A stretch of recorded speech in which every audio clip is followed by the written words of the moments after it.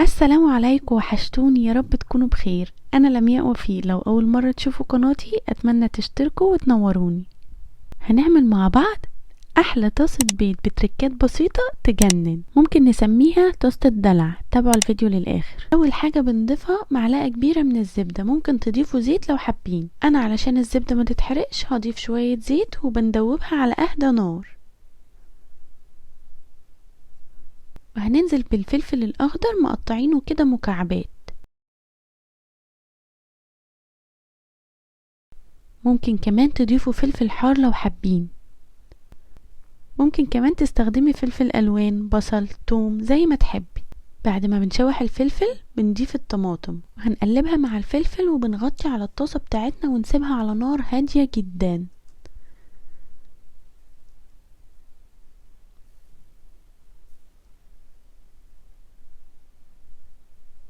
في حدود 4 أو 5 دقايق على نار هادية علشان الطماطم تستوي. في الوقت ده هنقطع هوت دوج فراخ. ممكن تضيفي اي حاجة متاحة عندك، بسطرمة، هوت دوج، سجق، اي حاجة بتحبيها. هنقطعه كده او هنقطعه مكعبات. هنرجع بقى للطماطم بتاعتنا استوت مع الفلفل.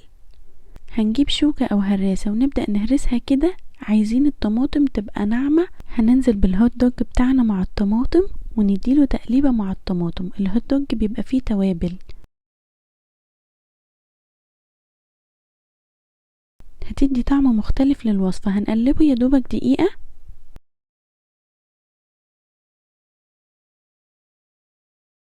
هنضيف معلقتين جبنة في النص وبعدين هنضيف البيض.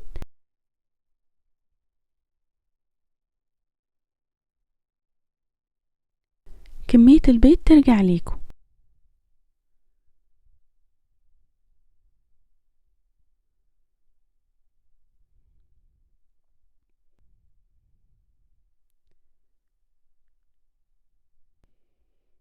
هنضيف رشة ملح ورشة فلفل. ممكن تسيبوا البيض عيون كده او تقلبوه. انا هقلبه زي ما قلتلكوا. الهوت دوج فيه توابل فاحنا مش هنضيف توابل تاني. اول ما بيبدأ يستوي بضيف الكمية الباقية من الجبنة.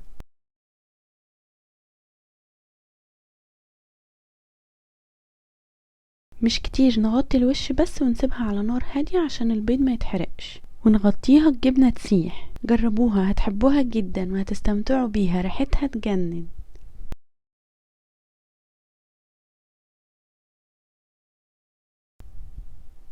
هنشيل الغطا بتاعنا.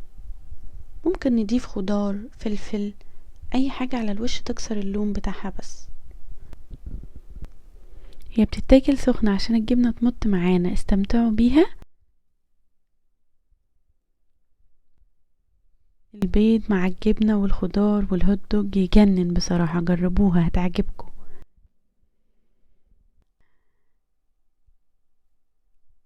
اتمنى الوصفة تكون عجبتكم واشوفكم الفيديو الجاي. هتوحشوني. باي باي.